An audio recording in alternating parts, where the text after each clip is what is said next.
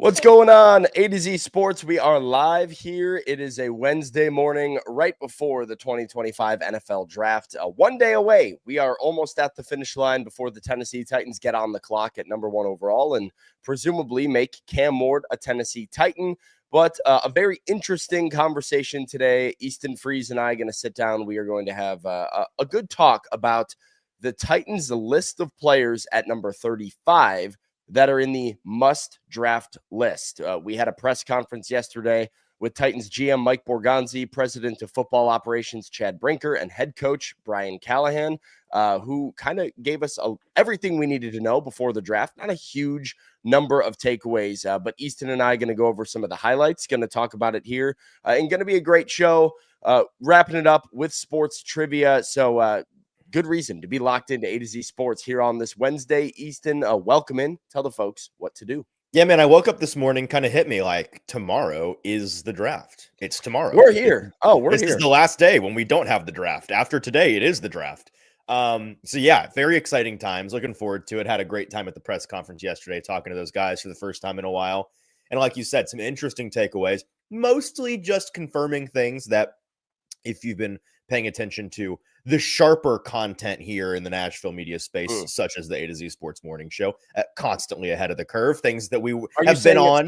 Are you saying some content not sharp? I'm saying that, not every show is made equal. There's just I would agree. Some shows have different strengths than others. And I think a strength of ours is being, regularly ahead of the curve, being on top of things and, reporting things a little bit early. And, so if you've been here, you've been locked in with us the whole time, then yesterday's press conference didn't come as too big of a shock to you. But I think the biggest takeaways we're going to talk about today, what's that list? What's on that list of guys they're not going to pass up 35 for? We're going to go player by player and try to narrow it down this morning. And then the Will Levis of it all. I talked yesterday when I was on with Austin about how they were going to give an answer that was probably a heaping load of baloney, and it was going to piss me off. And we were going to have to come on the show today and talk about how you shouldn't buy into it at all. They're just saying what they have to say. And to their credit, to Mike Borgonzi's credit, he didn't really give too big of a BS answer. It was kind of funny. We're going to play it for you this morning. It's a good answer. It was, yeah. We'll get into all. We'll get into it. It's a funny answer. Easton, I fear you got slightly sidetracked there. I totally did. So here's what folks need to do. You missed that part. I know. Well, that was the long. This elevator. We went up like 40 floors. This pitch went on forever. Sure. That's the pitch for today's show. But before we get into any of it, you have to like the show for us this morning. Hit that like button on Facebook, on YouTube. Easiest way for you to help us this morning, be a friend of the show this morning. Copy that link, send it to a friend, and then jump in the comments with Ashley, Nando, the DRC, Bar, Jeff, Roger, Katie, Daniel, some familiar faces, Corey. Good morning to all of you guys. Want to hear your thoughts on the press conference, the topics today. Who's on that list? Want to hear you guys' thoughts on who's on that list. So jump in there, hit that like button, and let's get it started. Yeah, we'll explain a little bit more about what we mean here. We'll really lay it out, and I think it'll be easier for you guys to hear from Mike Borgonzi himself during the press conference. So let's do it. Welcome in officially to A to Z Sports live on a Wednesday morning and every weekday morning at 8 Central Time, streaming on Facebook, YouTube, and Twitch. Excuse me, here we just had like a little camera rock. An earthquake over there? Are you all right? Yeah, I don't know if anybody else felt that. Yeah. Links to the show are tweeted out segment by segment on our Twitter X feed at ATOZ Sports. You can follow us on Instagram and TikTok as well for more outstanding Titans coverage, and leave a 5-star Google review for A to Z Sports Online as well. Got to thank our sponsors this morning. They make the show happen for us while helping out all of you. They are Wilson County Hyundai. Make Wilson County Hyundai a part of your new car buying process in Lebanon or at wilsoncountyhyundai.com. The Bone and Joint Institute, that's the region's destination for comprehensive orthopedic and sports medicine care. Schedule your appointment at boneandjointtn.org. And our friends over at Bart Durham Injury Law, because a crash can change your life forever and help is just a click away. Go to bartdurham.com. Okay, Easton, I guess before we get into the meat and potatoes of the show, just 10,000-foot view, what were your thoughts on the press conference yesterday? Not incredibly insightful, I would say. It felt like, at least from my perspective, it was more of a confirmation chain of information that we were already 98% positive on. Is that kind of where you were leaning with it? Yeah, that's what I was talking about at the top of the show because I just got so excited I couldn't contain myself. I think that it was mostly stuff that we already knew, stuff that we had been talking about on the show, whether it had been reported by us or others, stuff that we had been making educated guesses on, speculating on. You're talking about sticking at number one, who they're going to pick. Yeah, we're not trading the pick. Don't bother calling, right? Right. Things that we've known. Right. I think some interesting elements of it, which I know you talked about on primetime last night, that them really re-emphasizing, because it's not new, knowing if you really have paid attention with this group, but re-emphasizing that they don't want to be dictated by need. They're going to try their best to draft best player available, which I'm going to probably start referring to as best value available because people don't understand how value works on trade boards, apparently, draft boards. I will say this is the thing that, I've had people the past couple of days ask me, like, what's going to shock us about the Titans draft? Like, is it going to be at number one? And I'm like, that's not going to be number one. It's going to be a boring night one, or at least start to night one. So, like, what's it going to be? What are we going to be surprised by? And my answer has been that when I lay my head down at night, there's a part of me that wonders if this regime, because they are just so process oriented to a fault, these guys, they go pure BPA the whole way and just, like, they don't even know what their needs are. And it's like edge receiver, like, sure, if they're there, if they're the best player, sure. But if not, who cares? Don't need them. So they could just, and that's kind of what we're going to talk about today, is just take the best players at positions that best cornerback, best interior offensive lineman. Who cares? They were the best value on the board. So I'm not saying they're going to do that, but it wouldn't shock me.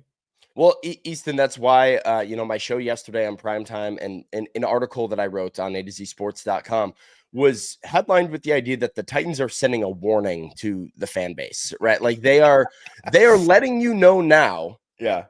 Hey, we're doing this best player available thing. Like this is what we're going into the draft wanting to do. We are going to go in and we are not worried about our needs. And the reason that I phrased it as like a warning is because we have seen so often in recent years. I mean, I remember back to our one Mike Vrabel ran Carthon draft that we got, where everybody is sitting there, take a receiver, take a receiver, take a receiver, and every pick that went by, it became an ongoing bit to the point where Mike Vrabel's waving to the camera saying, hi, we just took not a wide receiver yet again. We took Josh Wiley in the 4th round, 5th round, whatever it was. I don't know. And it became sort of this ongoing bit of like, while we're not addressing our needs, we're taking the best player available.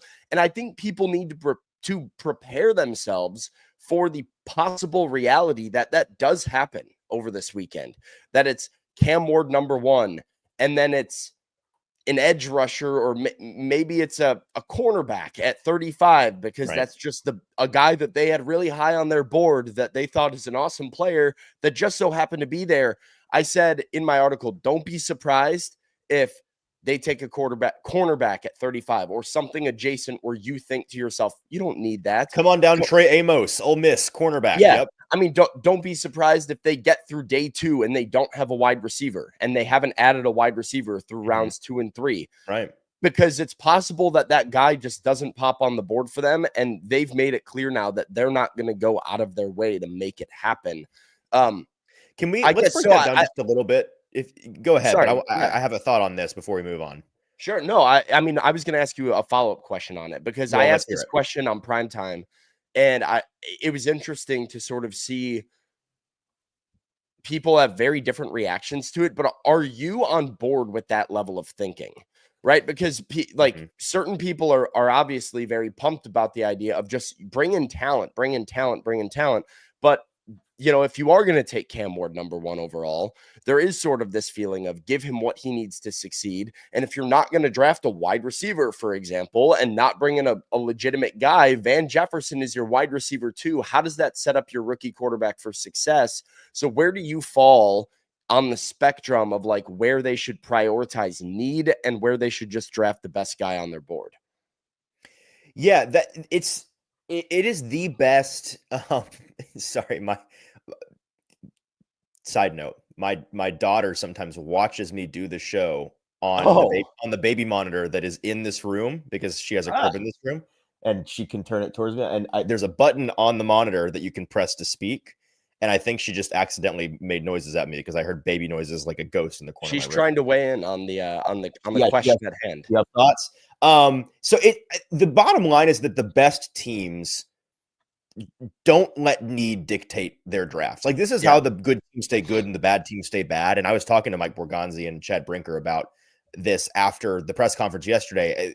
Bad teams used to really take advantage of good teams used to really take advantage of the bad teams back when the draft didn't have so much technology and time in between rounds like it does now. The bad teams at the top of the draft tend to take the guys that they need at the positions they desperately need. And then the good players at maybe the non-premium positions or the positions that get thrown by the wayside fall down to the good players in the 20s and the 30s. And it's like, oh, how did the Eagles end up with the second best edge rusher at 32? Well, it's because you all took your quarterbacks and your tackles and your receivers before them. And you took a tight end. Right. Exactly.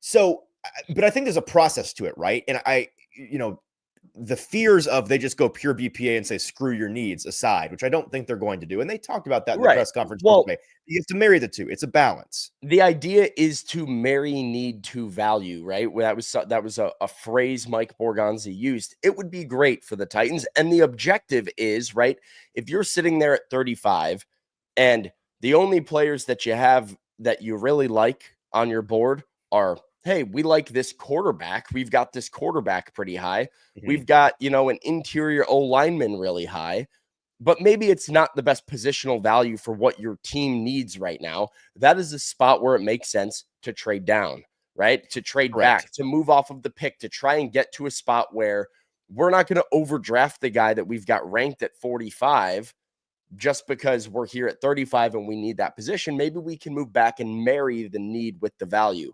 But obviously, that's a lot easier said than done because a trade takes two to tango. You're going to need a trade partner that wants to come up. And so I suppose we do have to operate under the scenario that if the Titans are trying to trade and maneuver their position in the draft to marry needs to values, if they're in a situation where they can't do that and they have to make a decision under a gun to take a better player at a position they don't need or reach a little bit at a position they do need, they seem to be indicating they are going to take the better player. And what I want to do, and I was on board with it, just so you know my thinking on it. I think this is a good idea. So I had a debate with Big Ten Jeff, on primetime yesterday, because he had said that he feels like that's a move you can do if you're a good team. And I sort of felt that it was reversed. Where you become a good team. Teams that are bad, that have a lot of needs, are in a position more than anyone to just bring in talent. Right? If you are the Titans right now, and this is the example that I used, if you were to look 3 years into the future, 2027, first year in the new stadium, how many guys currently on the Titans roster are on that team? Right. Maybe a single digit amount. Mm-hmm. And when you look at a single digit amount. Yeah, I mean, it's like. And when you look at the positions of the guys that you have, right, you've got Arden Key and Draymond Jones on expiring contracts. Jeff is going to be coming up towards a contract that might start to be tradable pretty soon, and the Titans might look to move on from him. I don't know if he makes it to 2027. It'll be close there. L'Jarius Sneed, probably not. Cheeto Awuzie was cut for that reason. Like, you started to thin at corner. Calvin Ridley. McCreary's coming up. Yeah, McCreary's coming up. Like, there's a lot of positions that are expiring. And so if you're working on this 2-3 year model of projecting what these players are going to be, there really are not many positions on the Titans roster right now that you don't have wiggle room to add somebody that can develop into a starter at that position. Right. So you are in a position as an organization right now with so many needs and such little locked into place long term that you are trying to bring on as much talent as possible and develop some sort of a core. When you're the Kansas City Chiefs, and to the Chiefs' credit, they haven't really done this, but when you are a team that is in the playoffs perennially, or you're the Buffalo Bills or whoever, right, you have more of a need to be like, we really need a wide receiver. We're going to draft a wide receiver. And like, maybe if that guy's a second round value, that's okay. We're still going to draft him in the first round because we need a wide receiver and we've got depth at every other position. Oh, and by the way, we're trying to win the Super Bowl this year. So filling that need is more important than grabbing the best player available. I think that's a move for good teams. The Titans aren't in that position, so I can get on board with it because this is a multi-year rebuild. That's what this thing is. We just all have to be patient and on the same page about what this is. And if we can all do that, I think it'll be easy to get on board with it and support it and not panic just because the Titans come out of the draft without the wide receiver of your dreams. Yeah, I hear what you're saying, and I think that's an intelligent way of looking at it. I also hear what Big Ten Jeff was it seems saying in the conversation that you had with him, and I think that's why it's important to frame the idea of BPA the right way. Teams that are good at this, that use good process in the draft, obviously don't allow themselves to be dictated by need. But I think instead of talking about drafting BPA, it's really more playing the board BPA, because there's an order of operations here, right? When you're a team that does have dire needs like the Titans have, and you are trying to operate the right way with the best process and not be dictated by those needs, the way that you play the board BPA is like you were saying, you get to pick 35, for example. And if the best player, the clear best player or the clear best group of players is not at one of those positions you desperately need, it doesn't necessarily mean you definitely need to just take one of those players and say, screw the needs. That's when you then try to leverage the best player for added value in trades. And that, like you said, is easier said than done. But I think the order of operations is try to make the best, try to get the best player of need at the position that you need here. And if you just can't justify it and there's a clear mismatch in terms of value and need, then you try to move that value into other picks instead of simply taking the player at a position you need less. That's kind of your last resort option. If it comes down to it and you just got to pick, then you probably are, having to make that tough choice between need and value. And we may see them forced into that situation on Friday, on Saturday, and that'll be interesting. But I think that maybe playing the board BPA is the right way to look at it instead of simply just drafting BPA no matter what. Yeah. All right. Well, let's move it on. Let's get into the actual press conference here. I'm gonna sort of audible here, Easton. We're gonna go. Let's talk about Will Levis first, because that'll be a little quicker. We can save for the real best chunk for of last. the back end of the show, best for last, with the must draft list, and we'll have that conversation before we show you what Mike Borgonzi had to say about Will Levis. I'm going to tell you all about our friends over at the Bone and Joint Institute. It's the region's destination for comprehensive orthopedic and sports medicine care. You can visit them online at boneandjointtn.org, because whenever you get hurt in life, you have to know who to trust. The Bone and Joint Institute, located in Franklin, with over a dozen specialists who can help you through any type of injury. They have a state-of-the-art rehab facility as well on campus to help you through your recovery, and it's all under one roof for maximum convenience. That's clinic, testing, imaging, surgery, rehab. It's all there. Schedule your appointment and go to boneandjointtn.org. All right, there's so much more to say. Sorry, I'm trying to do something here on the back end. But first, make sure you've liked the show. Make sure you have left a 5-star Google review. It's another great way you can be helpful for the program this morning. 5 stars on Google, and then jump in the comments, because we have got some topics of discussion to get into, first of which is the Will Levis of it all. All right, the Will Levis of it all is this clip that we have loaded here, Easton. This is I'm working on the other one. All right, here is Mike Borgonzi on Will Levis. We knew it was going to be asked. Easton, you called that somebody was going to ask it, and I actually called who was going to ask it. Yeah, I said Terry's probably going to ask it, and Terry asked it. Here is Mike Borgonzi on where Will Levis fits into the future plans of the Titans. Where does Levis stand in that? Yeah, Will is a quarterback in our room, and he's still developing. He's a young quarterback. He's had some good moments, and like any other young quarterback, they're continuing to develop. Will is a quarterback, in case you didn't know that. That part. Yeah, he's a quarterback. He's in their room as well. He's in their room. Mm-hmm. He's young, and he's developing, like all young quarterbacks do. That's 4 true statements from Mike Borgonzi. It's such a good answer. I love it. Will is a quarterback in our room. I think it's the funniest answer we've gotten in that room since Vrabel blew up at Gentry for asking about losing. Oh, Yeah, it was. Yeah, it's up there. Vrabel has like the top 10 He answers has a of all pantheon time, of though. answers. It's Yeah, hard. it's true. But yes, just a cringe-worthy sort of answer for Will Levis there. You know what? It's the right answer. Good for him for saying it the way that he said it and not just blowing smoke. Like Vanessa says, show it again and watch Callahan. So we're gonna do this. We're gonna watch Brian Callahan and show the clip one more time. Where does Levis stand in that? Yeah, Will is, a quarterback, in our room, and, he's still developing. He's a young quarterback. He's had some good moments, and like any other young quarterback, they're continuing to develop. All right, Brian and Chad both. Callahan and Brinker are both like they're soldiers that are at attention and there's a deep exhale in there somewhere. Yeah, just I saw like a little baby like nod from Callahan in there at one point. There was like he's developing and oh yeah. He's developing all right. Yeah, no, this was really bad for Will. This is like not a great answer for Will. Clearly the Titans are not pumped, and so we're gonna ask they're not pumped, Sam. It's that everybody understands what's going on here. Yeah. They want to move him. Will's representation wants him to be moved.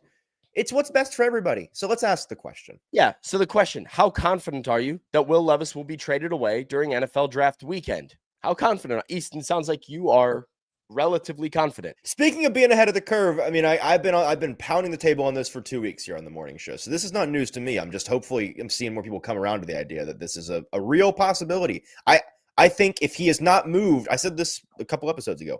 I think if he is not moved in the next 72 hours, right? Something like that, the next 3 or 4 days, it is not because they didn't try. It is because the right situation just didn't present itself, which may happen. Like they're not going to just ship him off for nothing. But I think that he is going to be at the top of their let's shop this guy around list the next 3 days. And if the right opportunity presents itself, which I've written about a couple of times now on A to Z Sports and talked about here on the show, I think they're going to take it. I think there's a 50-50 shot he is gone in the next 3 days, at least 50-50. Yeah, which good for him. He should want greener pastures. He needs a change of scenery, and I'm going to root for him wherever he goes. Looking at the chat, 6.5 from Bustin Diamond, a 5 from Stephen. Braden is at a 7, 6.5 again, 7.5, 8.8, 5.25. Rooney's all the way at a 10. Jeff says 4 because you need a trade partner. Guy says 4. Mike says 8. Daniel says a full 10, 60%. 8, it's going to happen. 7. Jackson says 0. 7.8, 9.5, 65%, a 0 from Louie, 8.5 from David, 100 out of Chris. So that's a 10 out of 10. Matthew says 5. Patrick says 8. Orlando says 3. Jason says 7. So you're at a 5, Easton?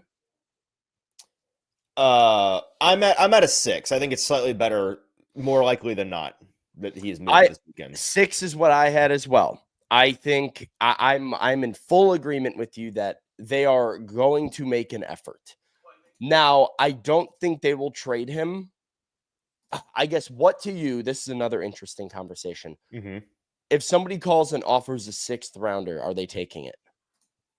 Or are they betting on being able to get more during camp?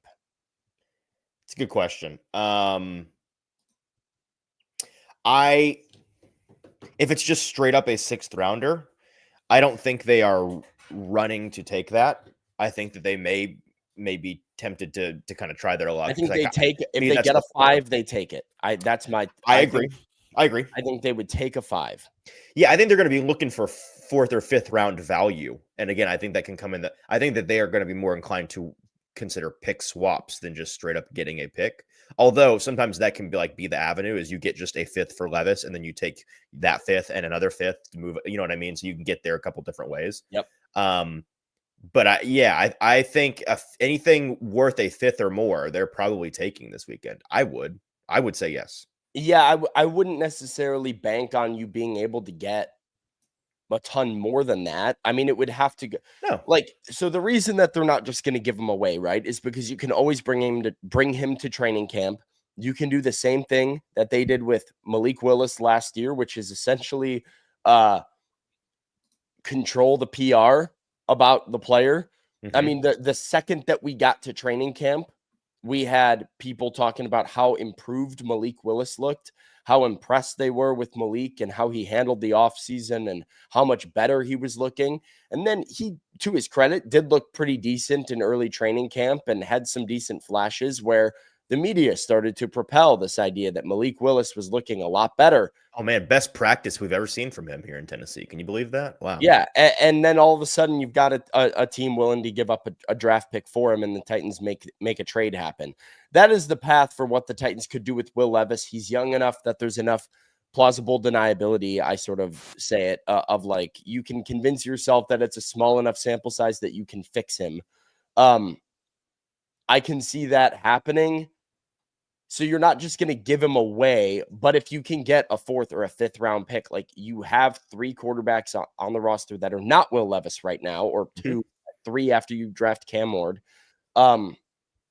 It seems like it's a clean break. And like you said, it's what's best for Will too. Like he's going to want to go somewhere else, work with a new coaching staff who can maybe polish his skill set a little bit better, who can invest in him, learn from a veteran quarterback that maybe can teach him a few things. And then who knows what kind of opportunity. I'd be curious to see what Will can do if he lands in Seattle or LA with the Rams or Tampa Bay, Miami, Tampa Bay, one of these teams that seems to have positive influence on QBs. I think those would all be interesting landing spots for him that could present him with a unique opportunity. I agree. I think Will Levis preemptively, if he gets moved this offseason soon, like Will Levis is an early candidate to be the guy that is like a resurgent starter in 3 or 4 years. I agree. I'm going to keep my eye on him. He's the Sam Darnold, like early candidate to follow the Geno Smith, Sam Darnold trajectory of, Will Levis sat in Miami behind Tua or sat in Tampa behind Baker for 3 years and he learned, or he sat behind Matt Stafford and learned from Sean McVay. And now he's, some team is going to take a shot on him if he can get like a little bit of a Baker Mayfield 2.0. He did the same thing, right? Like, yeah, well, and that's literally just because he's demonstrated to us that he unlike Baker, he has every physical tool that you would want in an NFL quarterback, like his size, his strength, his arm.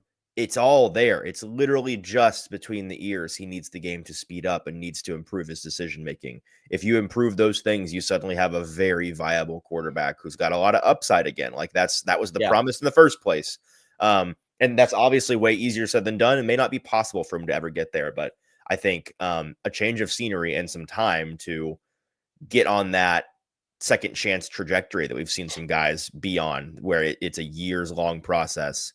Austin is in the chat. He says Levis will not follow the Baker Darnold track. He's not those guys. I mean, Baker, 3 years ago, you would have looked at Baker and Darnold and said they're not those guys. No, so I would say Baker is fair. I think Baker is optimistic because Baker was good. He was good. Like he won playoff games in his first stop. And then Baker and Darnold are very different players, by the way. Darnold is very Levis-y. Baker is not at all. Really not a super great comp. I think it's better like Geno Smith, Sam Darnold, which is the comp that I initially drew. These were highly thought of. Like, I mean, literally Geno Smith, by the way, first round quarterback, slid into the beginning of the second round. Very Will Levis-esque in terms of what happened to him in the draft. Had a lot of tools. People had questions about whether or not it would transfer. Went to situations with the Jets, both of them that were not great situations. It didn't really work out. Both of them then took jobs elsewhere, got moved, and sat as a backup with a new team. Darnold was a backup in Carolina and then San Francisco. Geno was a backup with the Giants and a couple other places too. He bounced all around. He bounced around for a little bit, and they sat, they learned, they got some spot starts here because of injury, and they played decent in those spot starts. And the next thing you know, there was a team willing to take a chance on them as a starting quarterback, and they thrived because they had the right coach in place. I don't think that trajectory is crazy at all for Will Levis. And I think with it becoming a more common trend in the NFL, something teams are actively looking for and trying to figure out who is the next one of those guys, I think it's very possible. I mean, like, is Zach Wilson going to get a starting job at some point after he sits behind in Miami for a year? I think if he plays a couple of games and looks kind of decent, maybe, right? Like this is what we are looking to do now, is figure out who the next, who is going to be that next guy. Yeah, and we're not saying he's going to be that guy, by the way. We're just saying that, I mean, he's a candidate to be that guy for all of the reasons we've laid out. Right. He's going to be a name that, like, I'm not saying he is going to be that. He's somebody teams aren't going to give up on. He's a name that is going to come up in these conversations 2 or 3 years from now of, what about taking a shot on Will Levis now that he's developed a little bit more? Austin in the comments, he can't keep himself away. But Will was a bad quarterback in college. He continues to delude himself. I mean, either Austin just didn't watch junior year Will Levis, or he's lying to himself. He watched with Volbrain. He watched with Tennessee. He watched the Tennessee game, just the Tennessee game, and decided that's what Will Levis was for his entire college career. It's not like, he had a first overall first round pedigree his junior year and then decided to go back. Silliness. His junior year he had a nuts junior year. He was a definitively good college quarterback his junior year. I'm not saying he was the greatest college quarterback throughout college, but you're lying to yourself or you're forgetting. Okay. He didn't have the numbers of he didn't have the numbers of the productivity of like some of these guys that, come out of college to the NFL, but he certainly had the tools. And he also played at Kentucky, not Oklahoma and Alabama and Clemson. Like, what are we talking about? Yeah. Here's a good question, Austin. Who has a better shot moving forward, Levis or Pickett? Levis by a country mile. Pickett's bad at football. He was a good college quarterback, but he's a bad NFL which player. One has a better chance at what? At like just being, I think, in the frame of this conversation, a redemptive story in the NFL. I would bet on Levis before I bet on Pickett. I wouldn't. You couldn't pay me to bet on Pickett. Pickett's narrative is saved by the fact that he was a Pittsburgh Steeler. Like, Pickett being a Steeler, well, because Pickett was a Steeler and they won with Kenny Pickett. Like, they were not bad with Kenny Pickett. Super Bowl champion Kenny Pickett, by the way. Yeah. Pickett being a Steeler and Mike Tomlin creating a team that, like, they won football games and were competitive with Pickett at quarterback, I think dilutes us to feel like, oh, Pickett wasn't that bad with the Steelers. Like, they were competitive. But that was a team that was better with Mason Rudolph at quarterback. Watch the final year of Steelers Kenny Pickett. He was a broken man playing quarterback. His brain was broken. His arm was always bad. He has tiny hands. He can't hold the football. He's got turnover problems. He doesn't have the tools that Levis has by any means. Levis is a better athlete. He's got a bigger arm. Levis and Geno and Darnold all have the physical tools to hang their hat on. Baker had the fact that he wasn't really bad as an NFL quarterback in the first place. Baker has a better arm. Is a more athletic player than Pickett ever was. I'm not. What does he hang his hat on? What does he hang his hat on? Kenny Pickett, obviously, like, one of the worst quarterback classes we have ever seen, with Pickett, Malik Willis, and Desmond Ridder at the top of that draft. Like that. Talk about a bad QB class. Like, people are trying to make this one out to be. Yeah, I had somebody tell me yesterday that if Kenny Pickett was in this class, he'd go ahead of Cam Ward, which I just didn't respond to. I don't know how you respond to that. You don't. I mean, you don't. You're all right. Okay. Yeah, you're good. Whatever you say, man. Let's go ahead. Let's move it on here. Let's get to, I guess, the real headliner of the show and the headliner of the press conference, Easton, which is the Titans have a must-draft list at 35 overall. We'll hear from Mike Borgonzi. We will talk about who we think is on that list. But before we do it, got to tell everybody about our friends at Bart Durham Injury Law. Bart Durham Injury Law, because a crash can change your life forever. And help is only a click away at bartdurham.com. Your big truck wreck is their fight for justice. You can reach Bart Durham 24/7 to get legal questions answered, because you deserve to be paid. Their attorneys are available to meet with you wherever is most convenient, including virtually. So visit bartdurham.com for current news, blogs, or to contact and live chat as well. They're located in Capitol View, Nashville, and are local, but they can fight for anyone in Kentucky or Tennessee. Again, Bart Durham Injury Law and BartDurham.com is where you go to get paid.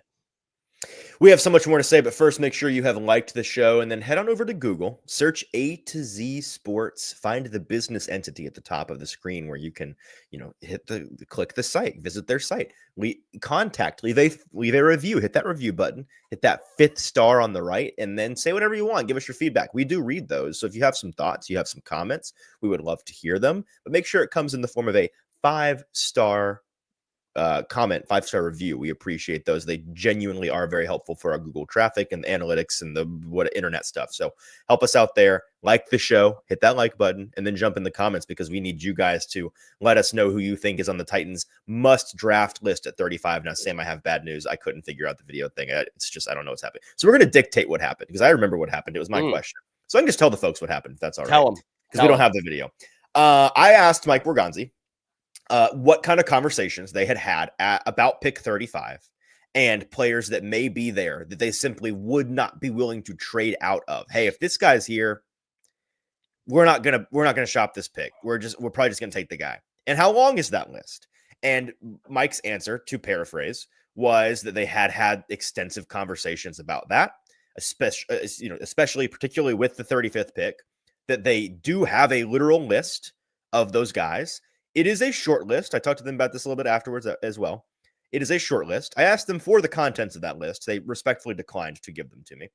And I think it's a fun exercise for us today to try to figure out, hey, the scouting department literally has a list of guys that they would not trade out of at 35. Who do we think is on the list? So that's the question we have for the chat.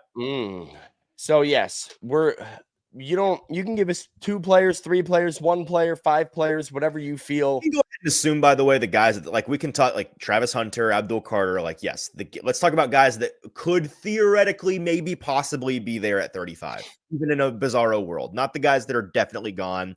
Don't say, I mean, if you want to say Shamar Stewart, knock yourself out, but like, we're not talking about those guys, right? We're talking about all the guys we've talked about, the receivers and the edge players. And I think the most interesting part of this conversation, Sam, are the not receivers, not edge players that are on that list. Cause that kind of ties back to the BPA conversation we had at the top, is like, which non-premium need positions are there some guys that could be there that they just can't they like enough, right? Yeah.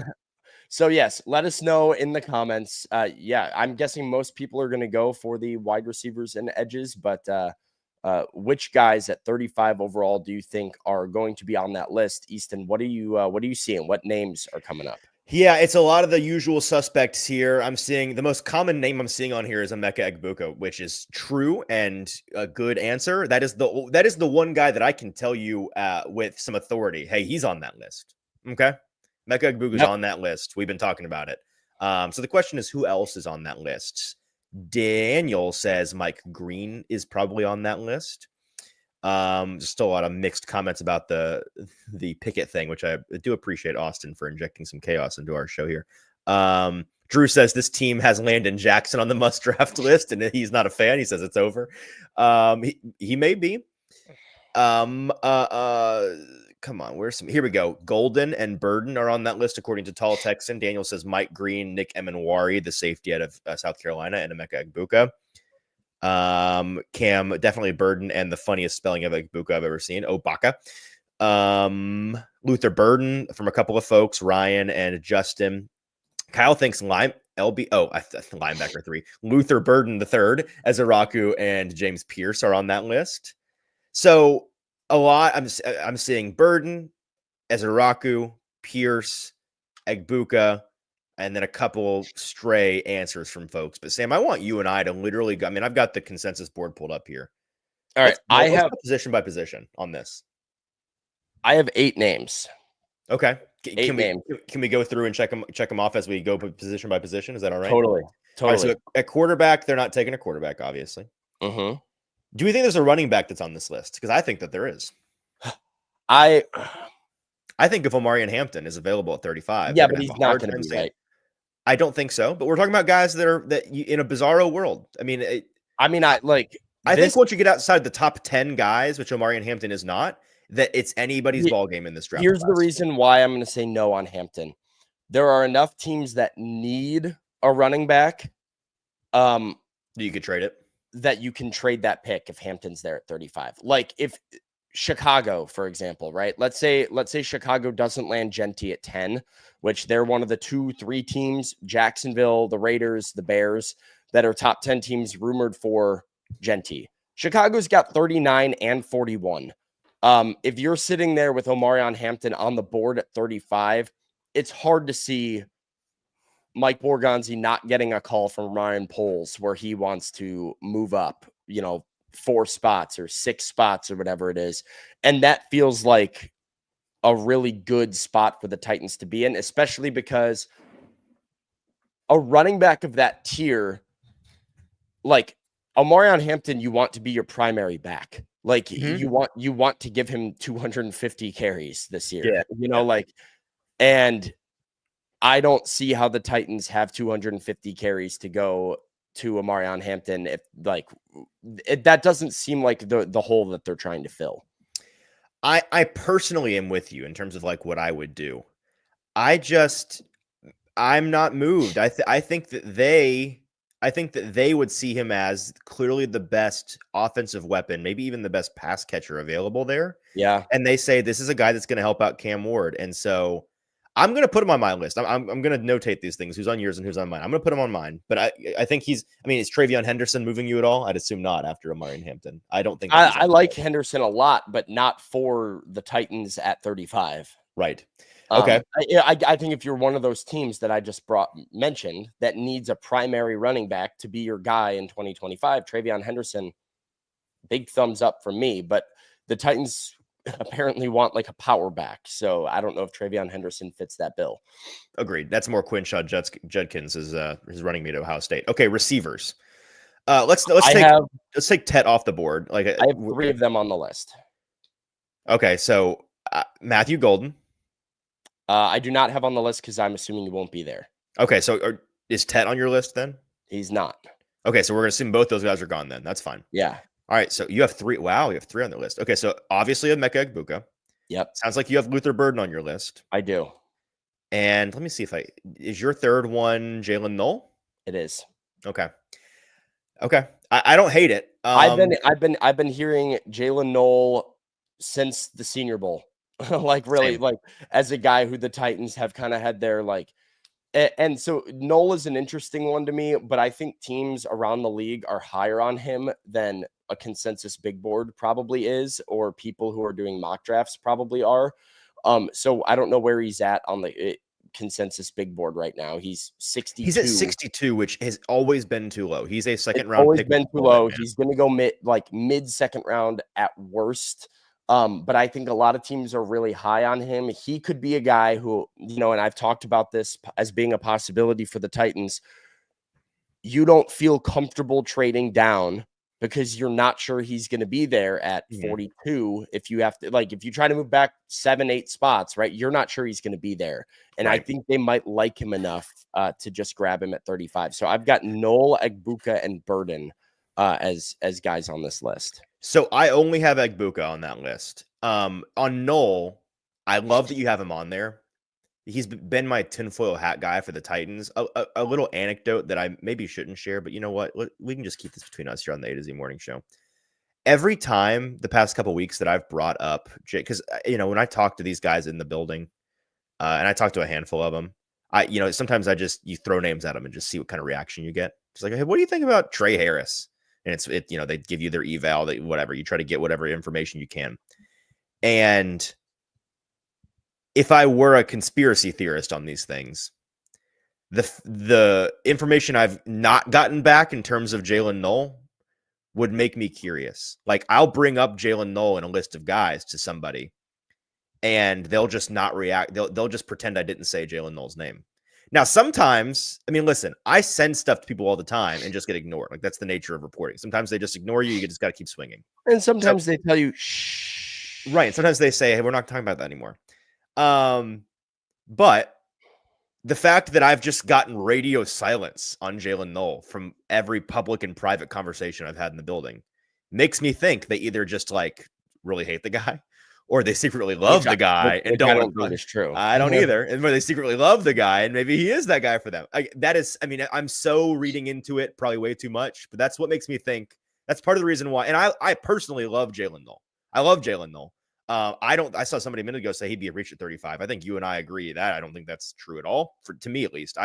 I think it's an appropriate value to me. I think it's a reach by the standards that we have before the draft, which is, again, we sit there and we look at a consensus big board that has him at 62 and we say, you're taking him at 35. Fine. It's the same reason people thought that, people were mocking Tavondre Sweat to the Titans at 74 or whatever it was last year. Yeah. And then, or maybe even there was rumors that they could get him at 100 something. And then Drew says Knoll is gone on his board by 35. I mean, Knoll is like my number one guy that if we see a shocking receiver go in the first round, I think he could go in the first. I think he's the guy. Yeah. Yeah. So I think, if you're just sitting there looking at the boards and the rankings, yeah, it's a reach by that standard. And if you have sort of done what Corey is doing, where he said, where did he say this earlier? I just saw a comment that basically said, if it's anything other than, he says Burden or Egbuka, anything else would make me stroke out. Like if you stroke out, if you've put your brain in this headspace where you're expecting Egbuka or Luther Burden, don't do it. Like, Jalen Knoll's going to be a disappointment. But because those are bigger names, they're higher profile prospects. I would say what actually happened. Like, I think you're going to be disappointed if you are literally expecting one of those two guys, because one of them we agree is not going to be there in Egbuka, and the other one to kind of, I know you have him on your list. I've said this. We're simply, and this is predictive for me. This is not my opinion of Luther Burden. Yeah, I would be perfectly fine, happy with Luther Burden at 35. Because if they take him there, then that's confirmation to me that the stuff off the field's not a concern, the same way that it was with Tavondre Sweat last year. Because they know way more about it than we do. But I said it on the radio on Monday. I said it yesterday on the show. I think I want to be wrong about this, man. I do. I think Luther Burden is going to be on the board at 35, and I think he is going to be on the board again at 36. I do not think they like him there. I'm going to leave it at that. So I hope I'm wrong. I hope I have so misread it. It's crazy. I know that people go back and forth on Burden and where they think the Titans are at on him. You and I both I really like the prospect. So do I. Really, really I would take him in the top 15 if I was a team. Whoa, okay, maybe you lost me there. I don't know about all that. I would. I like Luther Burden more than I like Matthew Golden. I'll put it I'll say that. Put it that way. Just in terms of the on-field ability, but I think he's a stud. The off-field stuff, is the question. It's impossible to tell from our perspective. How do you know? Yeah. You know what I mean? Right. We haven't met him. So, it's tough. All right. Moving on. Not wide receiver. Let's go to edge. I've got two edges on the list. One of them I think is more realistic than the other. All right. So we're assuming Carter's off the board. We're assuming Walker's off the board. We're assuming Micah Williams is off the board. Are we assuming Mike Green is off the board? I'm going to assume Mike Green is off the board. Okay. Are we going to assume Shamar Stewart is off the board? I think so. He's a top 20. Let's assume the top 20 guys are all gone. Okay. James Pierce? So to me, the two guys I have down are Donovan Ezeraku and Agreed. James Pierce. Okay, so we agree on Ezeraku. I think Ezeraku is less likely to be there than Pierce is. Oh, 1,000%. Yes. I think Ezeraku is a lock first round pick personally. And so I put Ezeraku down because if he's there at 35, I think the Titans run up to grab him and they're pumped about that pick. But I don't think they're realistically expecting him to be there. James Pierce is a guy who I think they will take if he is there at 35. You do. See, and he fits in the same bucket as Burden to me. Now, I feel way less with Burden where I'm willing to say I think that they'd pass on him. I am not willing to say that with Pierce. I just don't. I'd be guessing more so. And it's another thing where me personally, I would get it, the value there. I don't know. Pierce just kind of I don't love Pierce like I like Burden. I like Pierce, but he's a very one-trick pony, pure speed rusher. I'm not sure how useful he's going to be on every type of down, running downs. There are questions about him off the field. I understand that at his highs, he was the best. I mean, like the best pure rusher in this class at times in college. Like, I get that, and I love that floor. I love that ceiling. I just don't know if I love the floor and know quite what he offers me. So I'm leaving him off my list. To me, it's just as a Raku, because again, I'm trying to be picky on this list, and I love that you and I That's have fair. different opinions on this, because your list is a little bit more. I tend to think you're right, though. I think I'm being a little too generous with my list. Okay. I think I am. I think if you're doing like what you said, that there is a no doubt. I honestly, you might be convincing me, because like if there is a no doubt, we're not trading this pick. We like this guy enough that we're not even listening to offers. I don't think Nola's on this list. I don't think Pierce is on this list. So your list is more guys you think they'd like to take at 35. Yeah, right. I think I've got the wrong idea here. I mean, it might be. It's like Buka for sure. You think Burden's still on there? Huh? You think Burden is still on there? Yeah, I'll take a shot. I'll say they like Burden enough. I'll say it's Egbuka, it's Burden, it's Donovan Ezeraku, and then I have two other guys that are non-edge wide receivers. Okay, let's get to that in a second. So we have similar lists right now, except I have Hampton and you don't. You have Burden and I don't. So do we? Okay, let's do tight end. Is there a tight end that you think they wouldn't pass on? Because I think that there is. I mean, if Colston Loveland is there. Okay, so that's what I was talking about. So we're gonna assume he's gone. You want to just? Yeah, I mean, Colston Loveland's not making out of the first. All right, fine. So if assuming Colston Loveland and Tyler Warren are gone, there's not a guy. I agree. I think a sleeper, just based on what I've heard, is you can't take Mason Taylor. Listen, you can't take Mason Taylor. Apparently, the league loves Mason Taylor. I don't know what to tell you. But if the league really loves, I mean, he's being talked about as a lock first round pick now, that he's definitely going at the end of the first, is what Daniel Jeremiah is talking about. I mean, again, it's similar to a running back with me. And like, again, I was actually thought about asking this question during the press conference and I couldn't figure out how to phrase it. But like, that would take some thick skin, man. Like it would be Mike Borgonzi, with the needs that they have on the board, sit up there and take a tight end or a running back at 35 with like, I mean, I don't know how you justify that. And maybe they don't care, maybe their justification is he was the best player available and that's why we took him and they're fine with that. But I don't know. I have a hard time seeing that being the best value that you can get on the board. I'm with you that he would not be on my list. And I'm not going to leave him on my list. Okay. But if there was a guy on this list that we missed and you told me it was Mason Taylor, I wouldn't be shocked based on what we're hearing. Okay. Let's talk offensive line. Here's where things really get interesting. I have another guy that I think they like enough, but is he a lineman? Yeah, and I can't put him on the list. I can't. Who? Actually, I'll add him. Why not? All right, I have three more on my list. I'll add him. Okay, so Will Campbell's gone. Armand Membu is gone. Kelvin Banks is gone. We're going to say Josh Simmons is gone? I don't know. I think Josh Simmons would be on that list, but I'm going to assume he's gone. Like he apparently is a lock to me in the first round. That's what I'm hearing. So we'll leave him off. Josh Connerly. What makes you think it's a tackle? We'll get to it. The guy I have on my list isn't a tackle either. I know who you're talking about. Let's go. Let's get to it. All right. If Gray Zabel's at 35, they're taking him. Oh, we're talking about different players. Oh, okay. So Gray Zabel's, I don't think there's any chance in hell that he's there at 35. And if he's there, they're taking him. Well, on the consensus board, he's at 28. But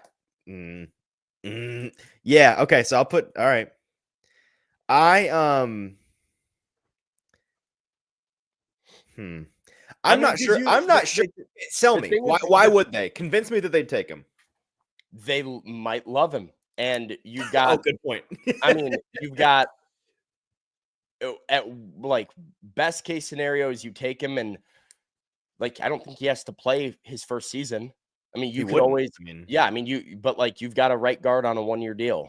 So like that's another plug and play, like young offensive lineman. You work in with big coach who then becomes part of your offensive line for the foreseeable future on a rookie contract. That if they like him and they think he can play, all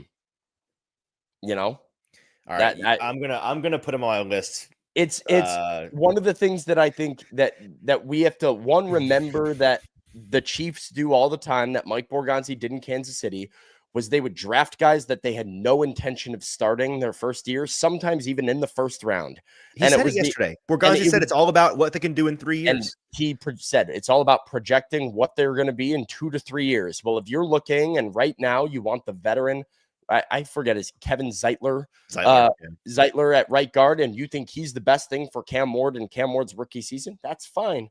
But maybe you're sitting here trying to project how you can get in dog at right guard for well, 4 you years. got a hurt guy coming back at center. Zabel projects to be a very good center. Exactly. Well, you may need him this year.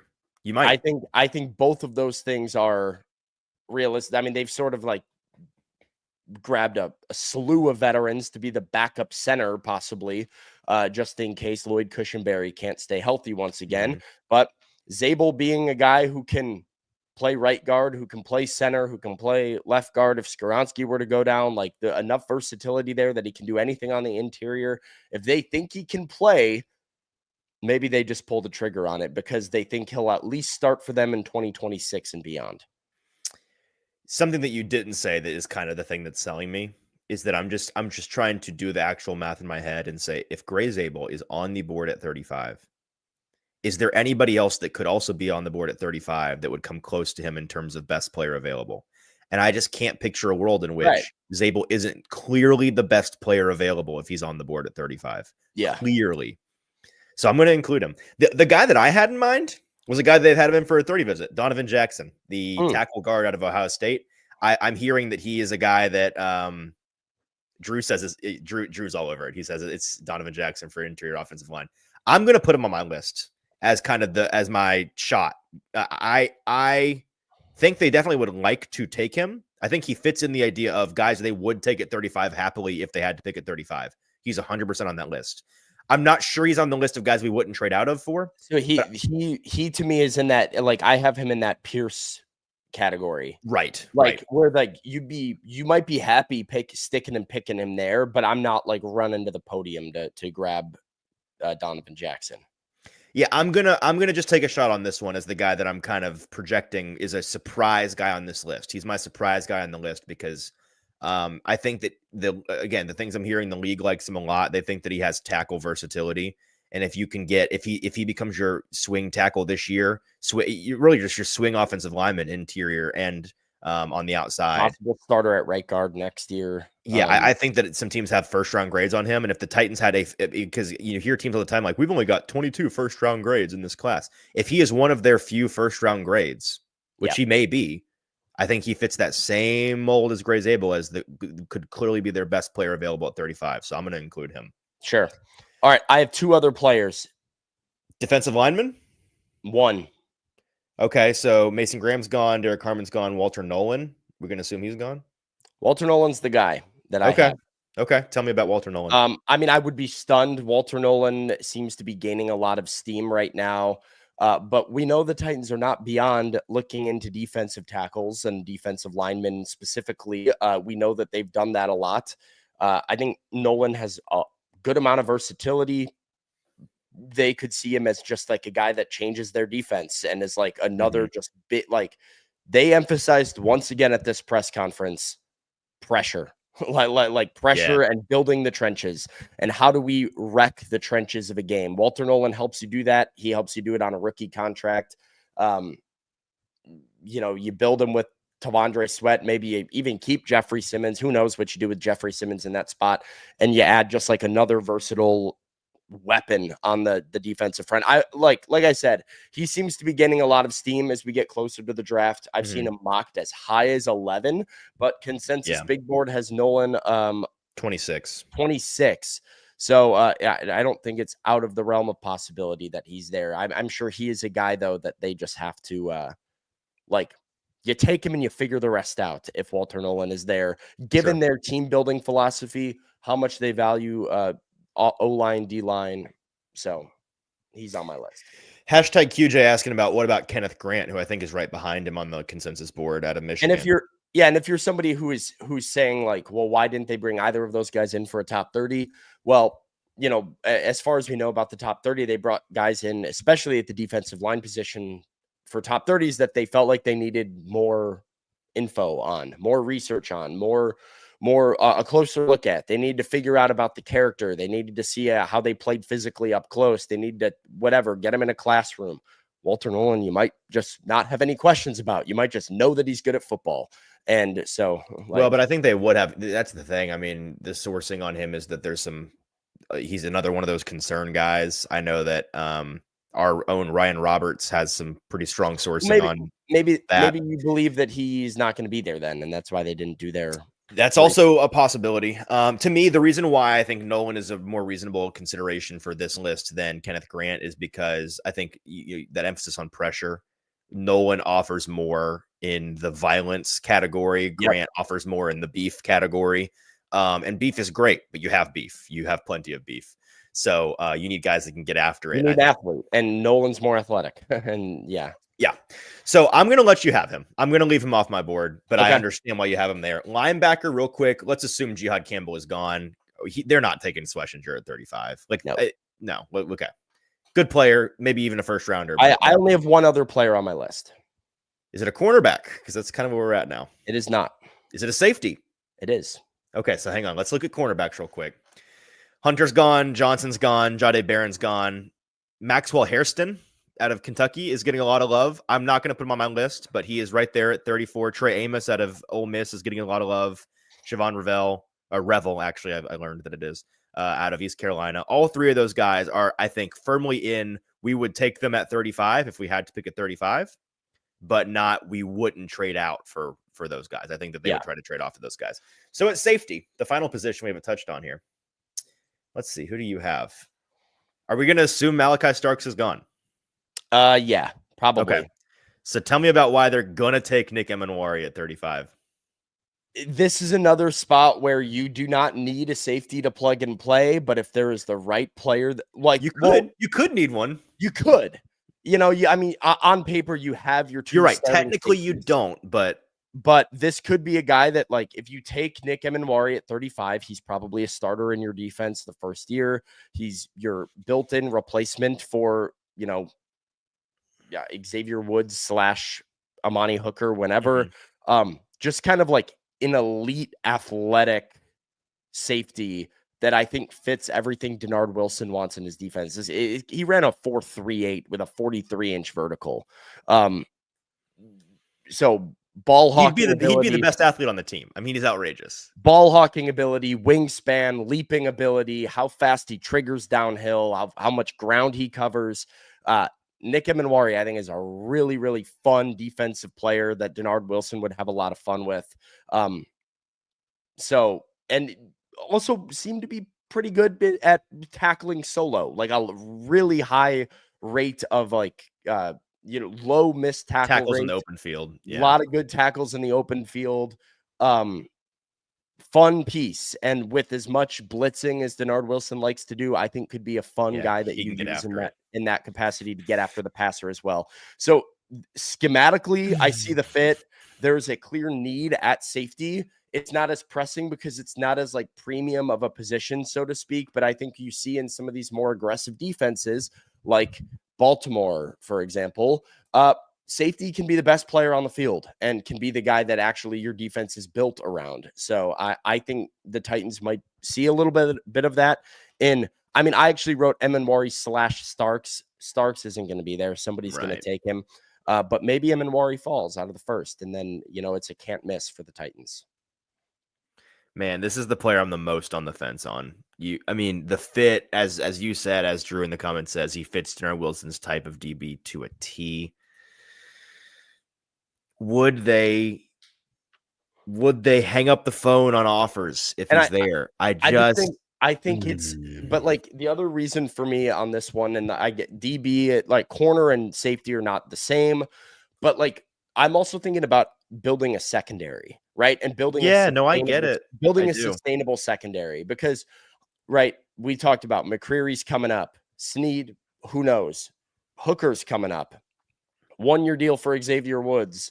Emanwari is a guy who you can now say, all right, Jarvis Brownlee, lock. Emanwari, lock, and we're starting to build pieces of a secondary. I talked yesterday, Easton, on Primetime about the Titans have a really, I think, pressing need that's not talked about enough to grab a defensive player that is going to be a starter for the next 5 years for them, like in this draft. They have invested so much. If you look at their team and like the big swings that they've taken, it's Tavondre Sweat and what else? On the defensive side of the ball. They're going to use the first overall pick on Cam Ward. People assume that they might take a wide receiver at 35. They paid Calvin Ridley and they drafted J.C. Latham and Peter Skoronski and paid Lloyd Cushenberry. They just paid Dan Moore. So much of this team's focus on big investments has been offense. And I think they need to start finding some guys on the defensive side of the ball that are going to be here in 3-4 years. And right now they maybe have 2 on the entire team that are play defense and going to be on the team in 2027. Like that is a problem and something that they need to start addressing now before it becomes a real issue. Because maybe you build Cam Ward a brilliant offense and maybe you're still not a contender because you don't have the defensive horses. I'm going to wimp out and let you have him. I think it's a great argument. All right. The reason I'm going to wimp out is because I think that there are good safety options available later in the draft, and I think it's an opportunity cost thing. That's me on running back though. Like sure. No, you make a good argument, and I'm going to let you have him. So our final lists. I have 5 guys. You have 6 guys. We agree on Emeka Egbuka, Donovan Ezeraku, and Gray Zabel. Yeah, I've got Omarion Hampton and Donovan Jackson. And you've got Luther Burden, Walter Nolan, and Nick Emanwari. So 10 total guys no, 7 total guys. 7 total guys. Lists. I think it's a good list, and I think we should probably write about it at A2Zsports.com later. So, all right, yeah. That's great. I think we can move on to trivia, but I think that's pretty close to their list. You know what? Once this draft dust has settled, I will submit this to the Titans front office and see if we can't get a. Let's go. Yeah, get a yes or no on whether these lists were accurate or not. Maybe they'll let us know. All right, well, let's do trivia. Here we go. Sports trivia on a Wednesday. Get ready to be quick. Get ready to be right. Are you trivia master? I can do it. I got it. Yeah. All right, let's do it. Trivia time.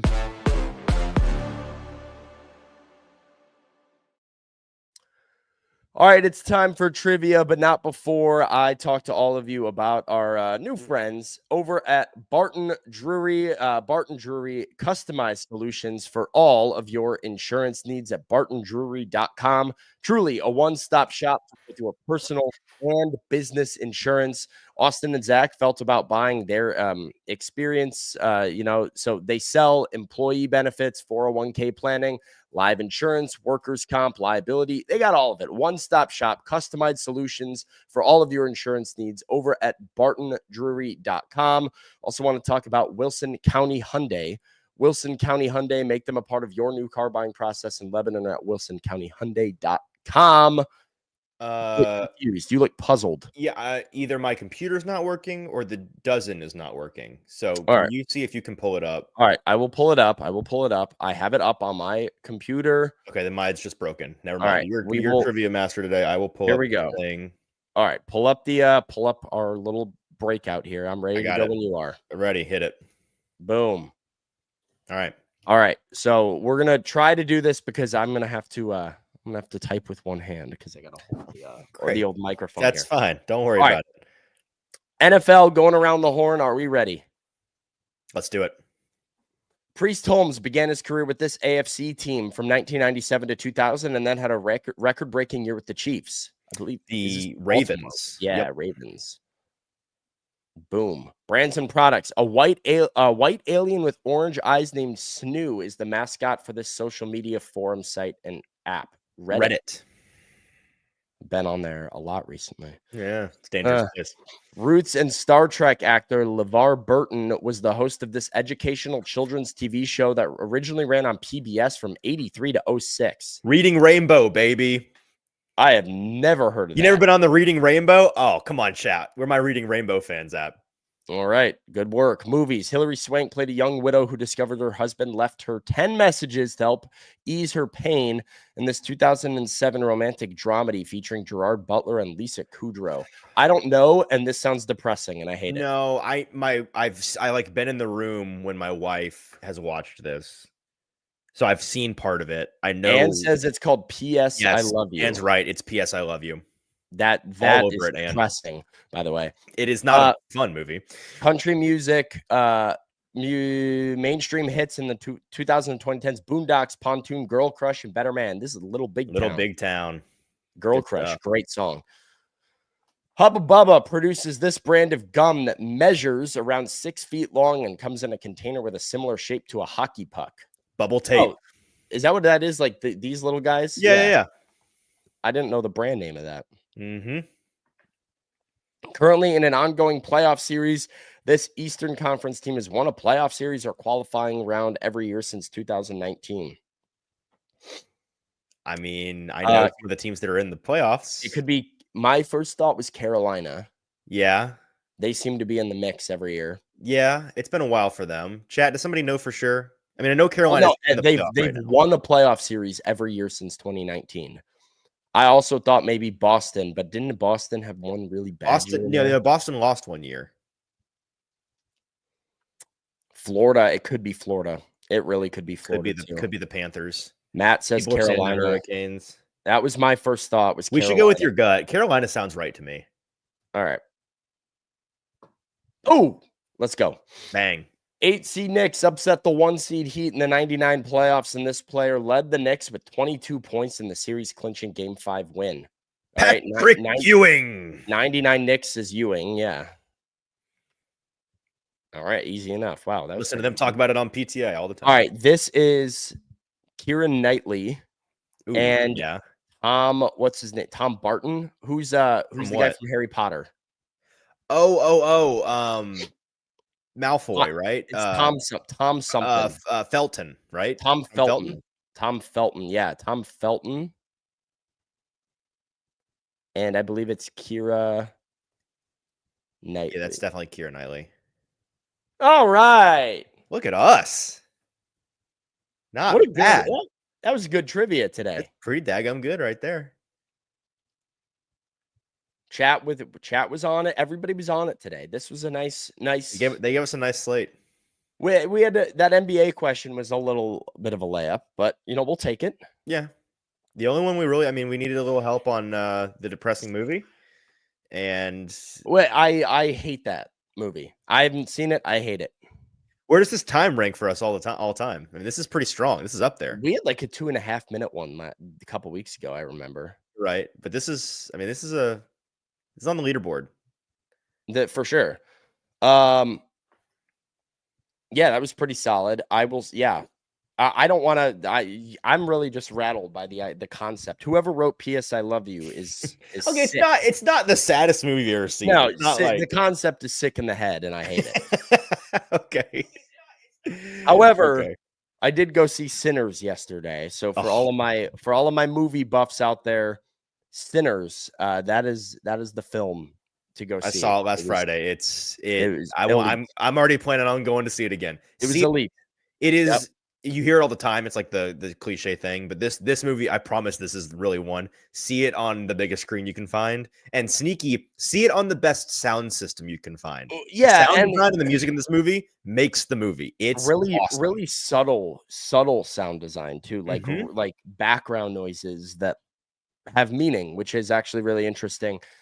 Yeah, people complain a lot about how there's no like blockbuster films that are also original anymore. It's all based on true events like Oppenheimer or Sequels. A Marvel movie or IP. Yep. Things like this, an adapted screenplay, but from a book. This is a totally original screenplay that is never unlike anything else, right? It's so unique and distinct. It's kind of a dumb idea on paper, actually. Like it's like, a hyper stylized period piece set in the Jim Crow South that's a movie about the blues, but vampires. You're like, okay. But it's done as well as it could possibly be done, so it works. It works really, really well. I think I saw it's the best original IP opening in the last decade or something, which is great. Oh no, yeah, exactly. Original IP. It's made the most money, most successful original in the last 10 years. So go see it.